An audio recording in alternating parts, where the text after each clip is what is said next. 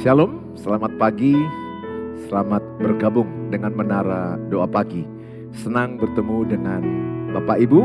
Saya percaya setiap pagi kita pasti menerima berkat firman Tuhan lewat renungan Menara Doa Pagi. Dan setiap kita siapkan hati memuji, menyembah Tuhan, mendengarkan firman Allah. Mari kita berdoa. Bapa di sorga, dalam nama Tuhan Yesus, kami membawa Menara Doa Pagi ini kepada setiap kami yang menyaksikannya. Tuhanlah yang memberkati. Tuhanlah yang bekerja dalam tayangan Menara Doa Pagi, urapi oleh kuasa Roh Kudus, supaya hanya nama Tuhan yang dimuliakan, nama Tuhan ditinggikan. Berkati setiap kami, pakai setiap kami menjadi berkat untuk banyak orang yang menyaksikannya. Mereka yang menyaksikannya diberkati oleh Tuhan, dipulihkan, dikuatkan, disembuhkan Tuhan, ditolong Tuhan, diberi hikmat dan kekuatan baru. Kami siapkan hati kami, dalam nama Tuhan Yesus kami berdoa. Amin. Amin. Mari sama-sama kita katakan, mampirlah dengar doaku.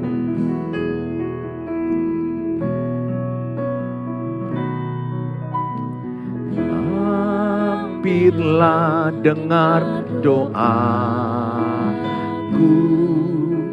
Yesus penebus. Orang lain kau hampiri, jangan jalan terus. Mampirlah dengar doaku, mampirlah dengar doaku, Yesus penebus. Orang lain kau hampiri, jangan jalan terus. Yesus Tuhan, Yesus Tuhan, dengar doaku. Orang lain kau hampiri, jangan jalan terus di hadapan tahta rahmat. Di hadapan tahta rahmat aku menyembah, aku menyembah. Tunduk dalam penyesalan, tunduk dalam penyesalan. Tuhan tolonglah, Tuhan tolonglah. Yesus Tuhan, Yesus Tuhan, dengar doaku. Orang lain kau hampiri, jangan jalan terus. Yesus Tuhan, Yesus Tuhan, dengar doaku. Orang lain kau hampiri, jangan jalan. Yesus Tuhan, Yesus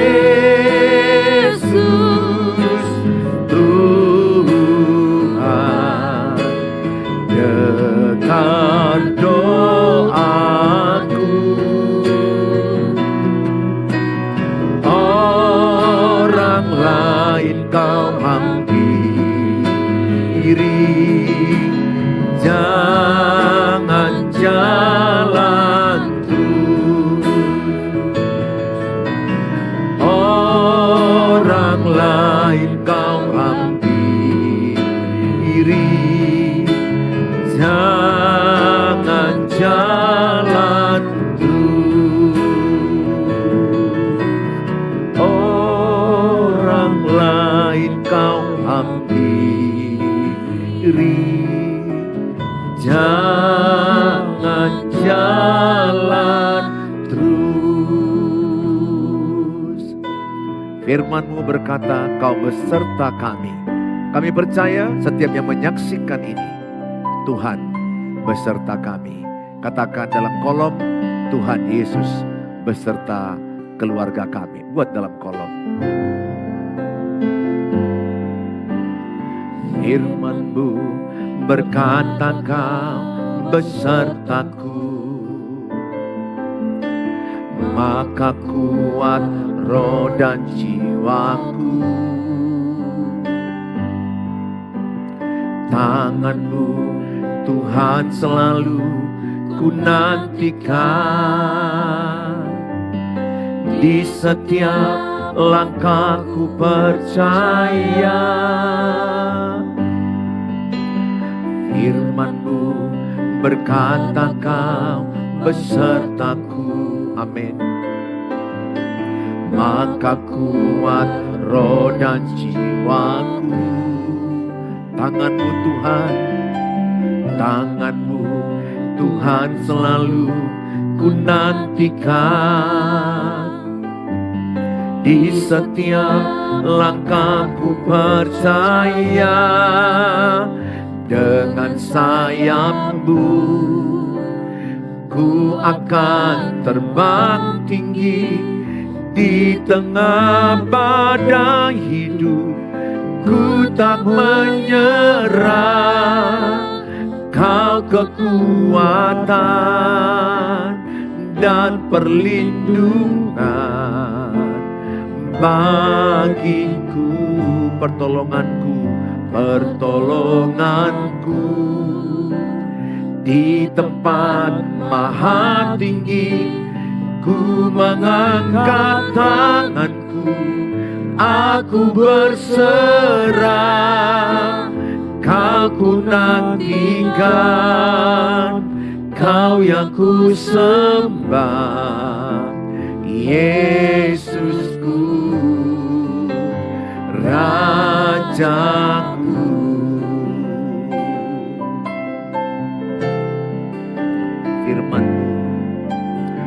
Firman-Mu berkata, Kau besertaku, amin. Maka kuat roh dan jiwaku.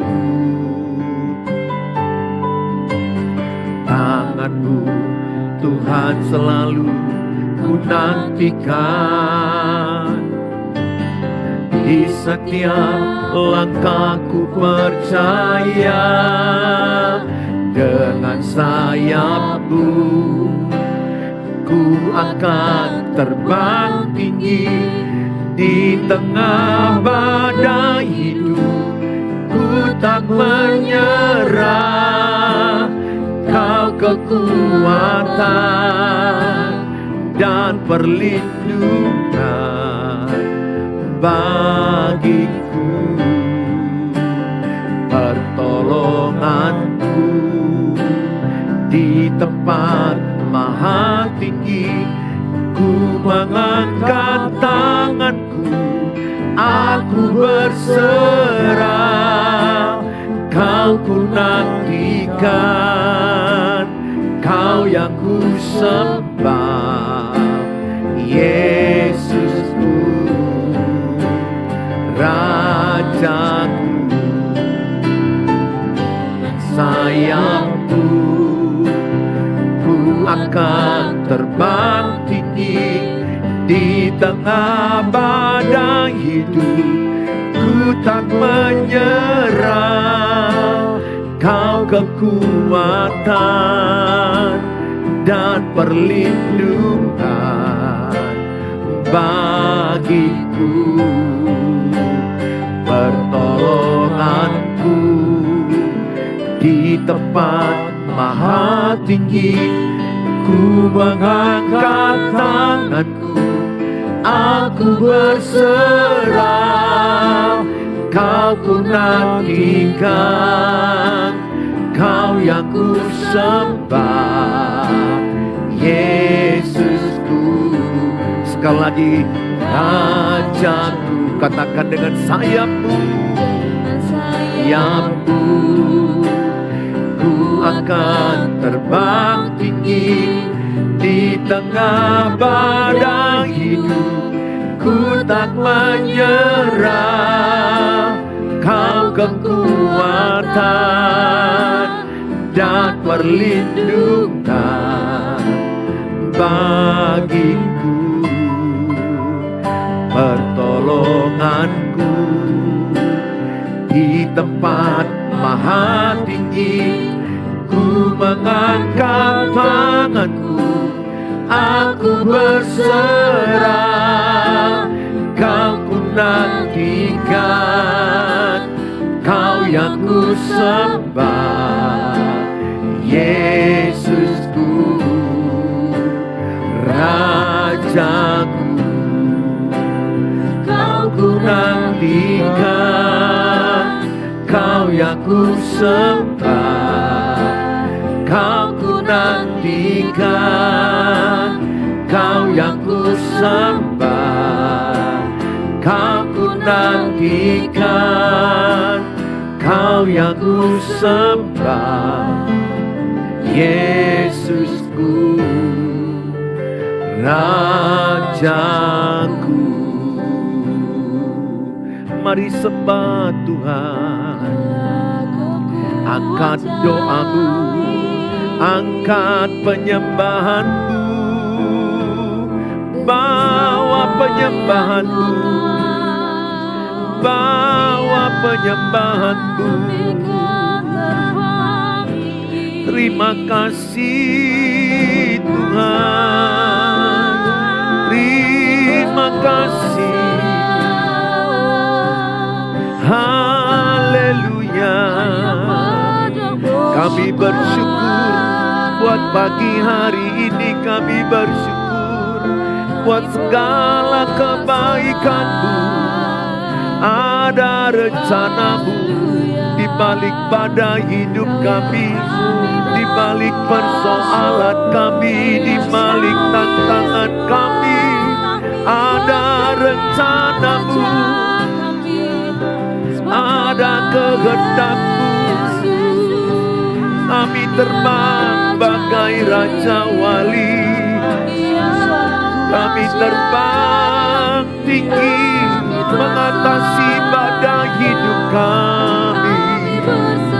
Terima kasih Tuhan, kami bersyukur, kami bersyukur.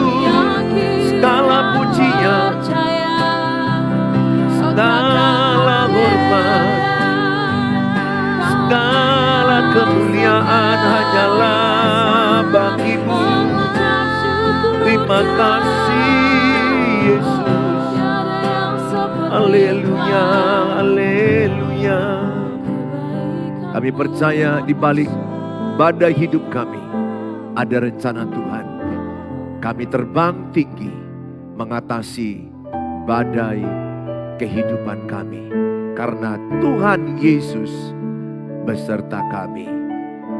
Katakan, Tuhan Yesus beserta kami. Dengan iman katakan, Engkaulah perisaiku saat badai hidup menerpaku. Engkaulah perisaiku saat badai hidup menerpaku.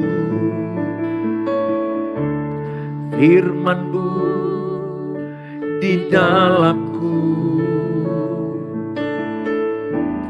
tenangkan jiwaku. Engkaulah perisaiku saat badai hidup menerpaku. Firman-Mu di dalamku tenangkan jiwaku,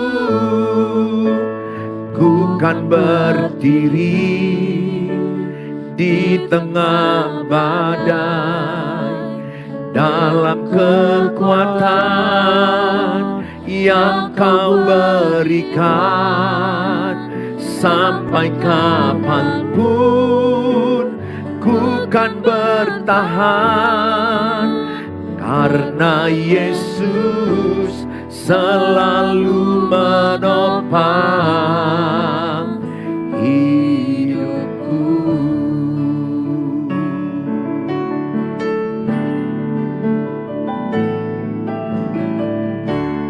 Engkaulah perisaiku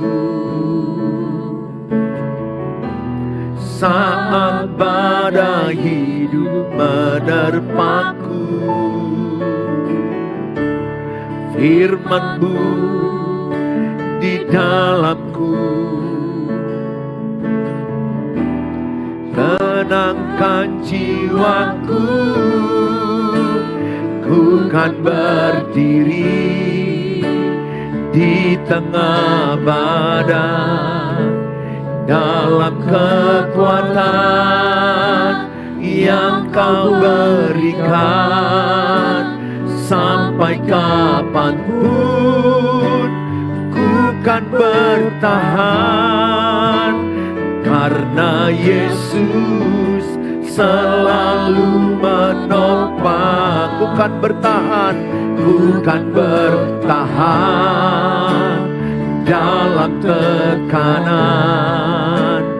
dengan kekuatan yang kau berikan. Sampai kapanpun tak tergoyahkan, karena Yesus selalu menopang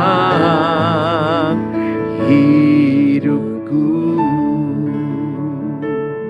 Terima kasih Bapa, dalam nama Tuhan Yesus kami dengarkan firman Allah. Amin. Shalom Bapak Ibu yang saya kasihi, sarangeo, I love you so much. Saya sungguh sangat merindukan ketemu dengan Bapak Ibu di berbagai tempat. Dimanapun saudara berada, saya merindukan saudara. Hari ini kita siapkan hati kita diberkati dengan firman Tuhan. Ketika engkau patah hati, ketika engkau patah hati, apa yang akan kau lakukan? Di dalam kitab Mazmur 34 ayat yang ke-18 dikatakan. Mazmur 34 ayat yang ke-19. Dalam Alkitab di elektroniknya ayat yang ke-18. Di dalam Alkitab kita ayat 19, Mazmur 34. Tuhan itu dekat kepada orang-orang yang patah hati. Dan ia menyelamatkan orang-orang yang remuk jiwanya. Ayat ini berkata, Tuhan itu dekat kepada orang-orang yang patah hati. Tuhan itu dekat kepada orang yang remuk jiwanya. Tidak ada di antara kita yang baik-baik saja jiwa kita sepanjang hidup. Ada kalanya jiwa kita patah hati atau remuk. Paling tidak tertekan jiwa kita. Ada banyak orang kelihatan baik-baik bekerja. Sebenarnya mereka mengalami yang namanya kecemasan, ketakutan, stres, depresi. Bahkan tiba-tiba kita dengar bunuh diri. Itu sebenarnya adalah tekanan-tekanan mental yang dialami banyak orang. Tidak ada jiwa orang yang kuat sekali tanpa pernah dia mengalami yang namanya tekanan. Pasti kita pernah di titik terendah atau terpuruk, tertekan, hancur, patah hati. Makanya ayat ini dikatakan Tuhan itu dekat kepada orang yang patah hati. Tuhan itu dekat kepada orang yang remuk hati. Saudara yang saya kasihi, di dalam Alkitab diulangi kembali di Mazmur 51 ayat yang ke-17. Mazmur 51 ayat yang ke-19 di Alkitab dikatakan, korban sembelihan kepada Allah ialah jiwa yang hancur, hati yang patah dan remuk tidak akan kau pandang hina, ya Allah. Hati yang patah dan remuk tidak akan kau pandang hina, ya Allah. Ayat ini menegaskan bahwa Allah itu sangat mengasihi orang yang patah hati, yang jiwanya remuk, yang jiwanya hancur oleh karena tekanan-tekanan yang berat dalam hidup ini. Saudara, Yohanes dalam kitab suratan Yohanes dikatakan 3 Yohanes 1 ayat 2. Saudaraku yang kekasih, aku berdoa semoga engkau baik-baik dan sehat-sehat saja dalam segala sesuatu sama seperti jiwamu baik-baik saja. Jadi kerinduan Tuhan Yesus adalah roh kita sehat, jiwa kita sehat, tubuh kita sehat. Tapi kenyataan, kalau kita mau melihat kenyataan hidup, ada banyak orang ketika dia tidak mampu menyelesaikan masalah hidup, maka jiwanya tertekan. Ketika dia merasa tertuduh, berdosa, bersalah, sama seperti Yudas Iskariot, dia merasa bersalah menjual Tuhan Yesus. Dan dia gantung diri dan perutnya terbelah, jatuh. Saudara, ada banyak orang yang hancur jiwanya oleh karena kesalahannya, atau mungkin karena perbuatan orang lain. Dan kalau saya bisa katakan, yang banyak mengenai mental seseorang adalah orang yang paling dekat dengan kita.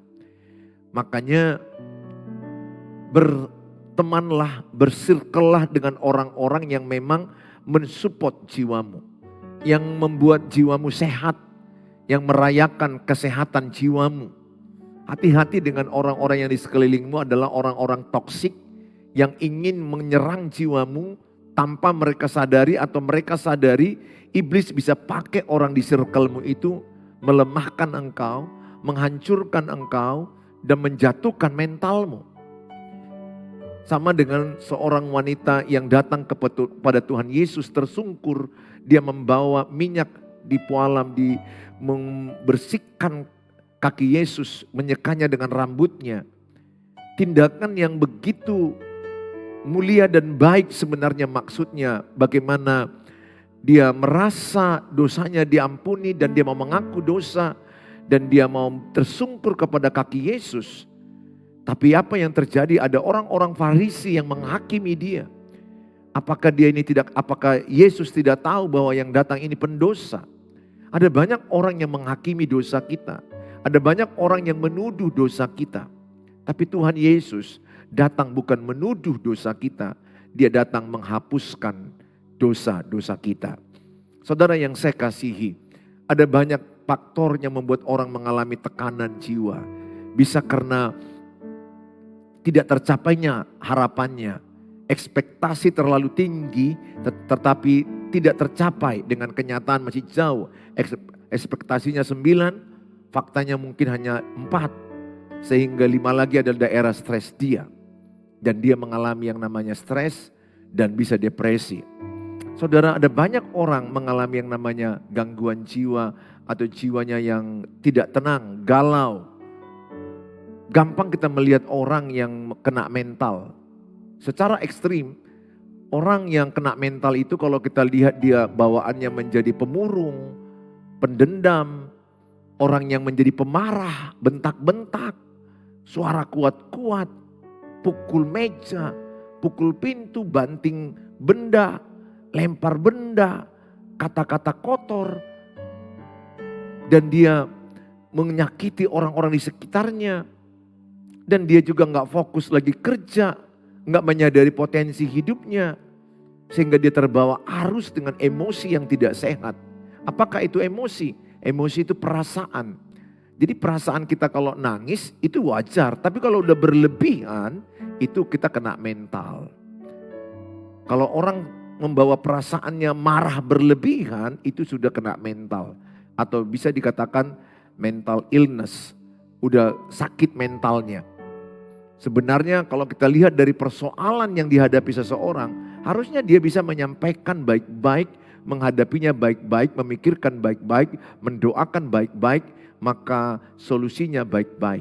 Tapi ada orang ketika ada masalah, dia gak bisa menguasai perasaan. Dia gak bisa menguasai emosinya. Sehingga yang dilakukan dia diam, silent, mendam, merajuk. Atau sebaliknya menyerang, fight. Dia menjadi seorang yang melawan, membentak, melukai, menyakiti. Atau ada juga orang ketika ada masalah dia menjadi diam, letih, dan dia terduduk, kunci kamar, gak mau ngomong.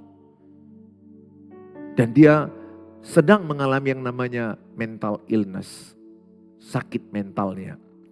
Orang yang sehat mentalnya ketika orang tertawa dia bisa tertawa, ketika orang sedih dia bisa merasakan sedih. Dan ketika ada tekanan masalah, dia bisa menghadapinya dengan baik-baik. Tidak harus berteriak, tidak harus berdiam diri di kamar, tidak makan, merajuk, dan kemudian menyiksa diri. Dan bahkan sampai ada orang memukul-mukul kepalanya, memukulkan kepalanya ke dinding. Ada banyak peristiwa seperti itu. Kalau saudara lihat di luar negeri ada banyak orang makan obat psikiater, obat-obat penenang. Bagaimana dia jangan cemas, jangan depresi, jangan stres. Banyak di luar negeri itu, Australia itu bisa 70 atau 80% penduduknya makan obat yang namanya obat-obat sejenis penenang. Di Eropa juga, di Amerika juga banyak orang terganggu tidurnya jadi tidak baik. Kenapa? Karena persoalan yang membuat dia tekanan jiwanya dan akibatnya temperamennya terganggu. Saya berdoa setiap saudara, bagaimanapun keadaan masalah hidup saudara, ketika engkau patah hati, apa yang harus kau lakukan? Yang pertama, datanglah ke Tuhan Yesus. Matius 11 ayat 28 berkata, marilah kepadaku yang letih, yang lesu, berbeban berat, maka aku akan berikan kelegaan padamu. Maka yang banyak membuat kita letih dalam mental kita adalah orang yang dekat dengan kita. Nah, pertanyaan ini banyak. Pak Pendeta, bagaimana kalau suamiku yang membuat aku letih? Bagaimana kalau istriku yang membuat aku kena mental? Pasangannya. Yang seharusnya itu tidak terjadi. Harusnya pasangan menyembuhkan, menguatkan mental pasangan, mensupport. Tapi banyak faktor yang membuat orang itu menjadi melukai pasangannya. Salah satu adalah dia membawa luka pranikah. Luka masa kecil, remaja, pemuda, dibawanya ke pernikahannya. Maka luka di hatinya akan melukai pasangannya, melukai anak-anaknya. Demikian juga istrinya membawa luka dari masa lalu yang tidak selesai. Harusnya luka itu sudah mereka selesaikan, mereka sembuh, mereka utuh, dan mereka masuk ke pernikahan. Harusnya begitu. Katakanlah tidak ada manusia yang sempurna. Tetapi paling tidak kita berusaha untuk sembuh dari luka itu dengan cara mengampuni, memaafkan, berdamai dengan masa lalu, menyakiti orang-orang yang pernah menyakiti kita. Saudara yang saya kasihi, yang paling kasihan kalau luka itu engkau bawa dalam berkeluarga, pasanganmu pasti kena lukamu dan anak-anakmu kena lukamu. Maka keluarga itu keluarga terluka. Pasti kalau ada masalah berteriak-teriak. Pasti kalau ada masalah diam-diaman. Keluarga yang sehat itu adalah keluarga yang bisa menikmati suasana keluarga. Yang bisa membicarakan masalah dengan baik-baik di meja makan atau di meja tamu. Atau sedang di mobil berjalan, mereka enak bicara. Menyampaikan perspektif yang berbeda tentang masalah. Harusnya seperti itu. Itulah keluarga yang sehat. Mereka bisa menyampaikan masalah itu dengan intonasi yang baik. Tapi lihat kenyataan, ada banyak keluarga tidak punya quality time, tidak punya waktu bersama-sama berdoa, berbicara, berkomunikasi. Bahkan lebih banyak kita mendengar kalau mereka bicara masalah berujung bertengkar. Suami istri yang sehat itu harusnya makin tua pernikahan mereka, mereka semakin lebih mudah untuk berdialog, menyampaikan isi hati mereka. Tetapi kita lihat banyak orang tua semakin lama menikah, makin gak enak cakapan. Makin kalau dicakapin masalah, maka ujungnya berantem, meledak. Kenapa? Mereka tidak terlatih membangun komunikasi yang terbuka, komunikasi yang sehat, saling membangun, saling menguatkan. Sebenarnya support system yang terbaik adalah keluarga. Kalau bisa, konselinglah dengan pasanganmu. Saya pagi ini ada persoalan, saya konseling dengan istri saya memberikan masukan ke saya. Ada kalanya istri saya yang punya masalah, dia konseling ke saya memberi masukan. Sehingga jelas terjaga rahasia. Nah kalau kita menyampaikan kepada banyak orang, ujungnya kan menjadi berita umum. Banyak orang menambah-nambahkan cerita yang kita sampaikan. Karena sebenarnya banyak orang yang menginginkan kejatuhan kita. Banyak orang senang ketika melihat kita hancur dan susah supaya menjadi bahan gosip mereka. Makanya berhati-hati kepada siapa engkau bercerita masalah keluargamu. Karena banyak di luar sana sesungguhnya lebih suka mendengarkan cerita kejatuhanmu, kehancuranmu, dan itu menjadi gosip di luar sana. Karena manusia itu pada umumnya penggosip yang suka membicarakan orang lain. Secara general manusia seperti itu. Kenapa? Karena manusia ini kan makhluk sosial yang kalau ketemu ya ngomong. Ya apa yang ngomongin orang, apa yang diomongin mereka ya orang lain. Topik apa yang lebih enak? Topik kejatuhan, kehancuran. Kalau topik keberhasilan, sikit-sikit orang suka. Lebih banyak orang suka topik negatif. Hati-hati kepada siapa saudara menyampaikan. Nah, salah satu menyelesaikan persoalan masalah yang paling penting adalah ketika hatimu remuk, patah hati, datang ke Tuhan Yesus, ceritakan masalah hidupmu. Ceritakan tekanan hidupmu. Jangan pendam persoalanmu sendiri. Awal orang mengalami kena mental adalah ketika dia mendam sendiri. Dia merasa kuat sendiri, dia mungkin takut ketahuan orang lain masalahnya, sehingga yang dilakukan dia adalah mendam. Ini berbahaya. Kalau anak-anakmu memendam, anak saya pernah kena mental. Karena dia memendam ketika kami bertengkar, dia memendam. Ingat ya, Bapak Ibu, ketika keegoisan, kesombonganmu bertengkar, anak-anakmu gak berdaya membela. Anak-anakmu gak berdaya merelai untuk memisahkan kalian. Yang bisa anakmu lakukan apa? Menyimpan cerita itu di hati mereka. Memendam. Bahkan anak udah kuliah, kerja pun kadang-kadang gak berdaya. Karena ini adalah otoritas orang tua yang bertengkar. Maka anak-anakmu menyimpan luka di hatinya. Memendam cerita itu. Ingat, jangan izinkan engkau memendam cerita itu sendirian. Paling tidak cerita ke Tuhan Yesus. Sampaikan ke Tuhan Yesus. Kalau kita lihat konteks Lukas 10 ayat yang ke-38 sampai 42. Ketika Yesus dan murid-muridnya dalam perjalanan, tibalah ia di sebuah kampung, seorang perempuan yang bernama Marta menerima dia di rumahnya. Perempuan itu mempunyai seorang saudara yang bernama Maria. Maria ini duduk dekat kaki Tuhan dan terus mendengarkan perkataannya. Sedang Marta sibuk sekali melayani. Ia mendekati Yesus dan berkata, "Tuhan, tidakkah engkau peduli bahwa saudaraku membiarkan aku melayani seorang diri? Suruhlah dia membantu aku." Saudara, sampai kepada ayat yang ke-40 saja. Dari cerita ini adalah Yesus berkunjung ke rumah Maria dan Marta yang bersaudara. Tetapi Maria duduk di kaki Yesus, mendengarkan Yesus dan menyampaikan isi hatinya ke Yesus. Marta merasa tertekan. Dia merasa dibiarkan oleh saudaranya sendirian bekerja, sibuk nyapu, kebersihan, sibuk menyiapkan makanan, sehingga dia merasa tertekan dan dia menyampaikan unek-uneknya kepada Tuhan Yesus. Dan lihat, Tuhan Yesus mendengarkan. Walaupun Marta salah memilih prioritas, tapi Tuhan Yesus mendengarkan. Maka yang pertama sekali ketika ada orang anggota keluargamu mengalami yang namanya tertekan mentalnya, jangan mudah bilang begini sama anakmu, "Masa gitu aja kau tertekan? Masa gitu aja kau stres? Masa gitu aja kau frustrasi?" Nanti anakmu gak mau terbuka samamu. Ketika anakmu memberi signal, "Pa, Ma, aku tertekan, aku stres." Itu signal yang serius. Maka apa yang dilakukan? Dengar cerita dia. Saya begitu sama anak-anak saya dua-dua. Saya dengar, ceritalah apa masalahnya anakku. Mau setengah jam dia cerita tanpa kupotong. Biarkan dia cerita sampai selesai. Ingat ya, ada sekarang yang namanya konselor AI.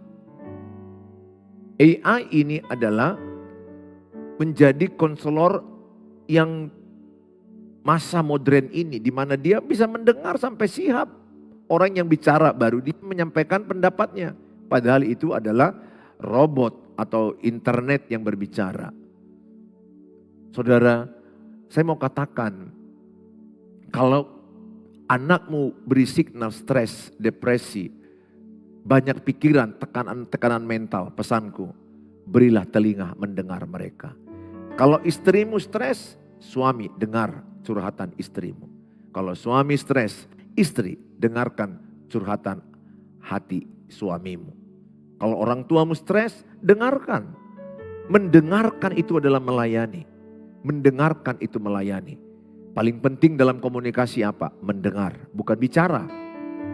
Kasih waktu. Letakkan HP di tengah-tengah. Anak-anak ngomong. Suami ngomong, istri ngomong, ayah, ibu ngomong. Ambil waktu, ini yang terhilang dalam masalah kehidupan berkeluarga. Gadget HP mengambil alih komunikasi. Akibatnya kita nggak melihat lagi wajah keluarga berbicara. Kita nggak lagi menatap mereka. Aku berdoa, kalau engkau tertekan atau keluargamu tertekan, berilah telingamu mendengarkan cerita mereka. Apabila ibu tertekan, tidak ada yang mau mendengarkan atau ibu ragu, mana tahu orang lain bocor menceritakan masalahmu, ketakutan, ceritakanlah ke Tuhan Yesus. Dalam kitab Mazmur katakan, sampaikanlah kepada Yesus. Itu yang dilakukan oleh Daud, dia menangis. Maka ada ayat yang berkata, orang yang menabur dengan air mata akan menuai sorak-sorai. Tuhan tahu satu waktu kita nangis, sedih, maka dikasih Tuhan kelenjar air mata. Supaya ketika kita nangis, dia menampung di kirbatnya. Artinya apa? Sampaikan ke Tuhan Yesus. Kalau ibu punya suami yang enak konseling, puji Tuhan. Atau ke orang tua, mama atau bapak, atau kakak atau adik yang dapat dipercaya. Kalau tidak ada yang dipercaya, ya Tuhan Yesus. Sampaikan cerita, memang dia adalah Bapa, kita adalah anaknya. Tapi paling tidak mungkin ada yang dapat engkau percaya. Satu orang pendeta kah, konselor kah, atau minimal suamimu kah, pasanganmu, atau anakmu yang sudah cukup dewasa. Kalau masih anak-anak kecil, jangan ceritakan. Karena itu menambahi overthinking bagi mereka. Beban mereka belum mampu ke situ memikul masalah-masalah orang tua. Tuhan Yesus memberkati saudara. Saya percaya Tuhan Yesus dekat dengan orang yang patah hati. Tuhan dekat dengan orang yang remuk hati. Mari kita berdoa. Bapa di sorga, di dalam nama Tuhan Yesus, kami sudah dengarkan firman Allah bahwa Engkau dekat dengan orang yang patah hati. Engkau dekat dengan orang yang remuk jiwanya.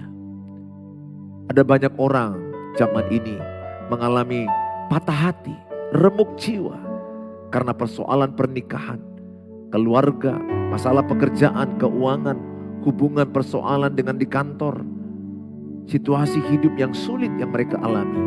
Hamba-Mu berdoa dalam nama Tuhan Yesus, turunlah urapan-Mu. Pulihkanlah setiap hati yang remuk. Pulihkanlah setiap hati yang patah hati. Biarlah mereka memiliki harapan dalam Tuhan. Balutlah luka mereka. Berkatilah mereka juga Tuhan, yang sedang dalam keadaan sakit. Tuhan sembuhkan. Urapi obat-obat mereka menjadi kesehatan, kesembuhan bagi mereka. Pulihkanlah mereka. Hamba-Mu juga berdoa buat mereka yang sedang berjuang masalah keuangan, ekonomi, pekerjaan mereka. Hamba-Mu berdoa Tuhan memberkati usaha mereka, pekerjaan mereka, keuangan mereka.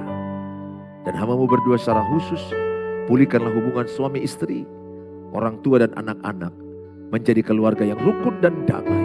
Kami serahkan dalam tangan-Mu.